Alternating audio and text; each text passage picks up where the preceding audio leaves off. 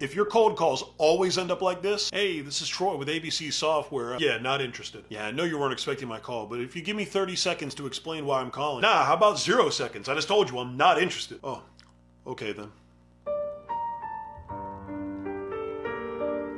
Then try this instead. Nah, how about 0 seconds? I just told you I'm not interested. Man, sounds like you're getting a bunch of people wasting your time with cold calls. Would you like me to make a note so we stop calling you for a while? Yeah, please do. All right, no problem. Just need to ask you a couple quick questions just so I can prove to my boss that I didn't just take you off the list without at least trying. First, how many salespeople do you guys have over there?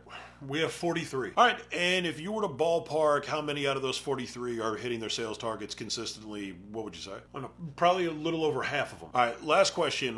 What do you think is causing the other half to be missing their target? I don't know. They just aren't following our process the way the other ones are that are hitting the target. All right, make that note for you, but just so you know, Prestige Worldwide, who's one of y'all's competitors, had the exact same issue, and we were able to get them from just half their team hitting target to 80% of their team hitting target within 3 months of working with us. Sounds like you're busy, but if you'd like, I can show you how we did it some other time. Do you have a spare 30 minutes for that tomorrow, or would later in the week be better? Now, if you've ever cold called before, you're probably thinking that guy would have got off the phone way before I ever could have asked any of those questions, and you're right most of the time, but they were about to get off the phone anyway. This works some of the time, even with the type of prospects that have been impossible for you to be able to close historically because it's a pattern interrupt. Prospects are conditioned to expect salespeople to continue to try to sell them. The last thing that they're expecting a salesperson to do is the exact opposite and say, man, it sounds like you're getting bugged by people like me cold calling you all day. Because they're not expecting what you just said, and because you're offering to give them something that they actually want, they're willing to give you more of a conversation that they ever would have given you in the past. And if you use that opportunity to ask the right questions that will collect enough ammo so you can present a solution and go for the close on a meeting, you will be able to book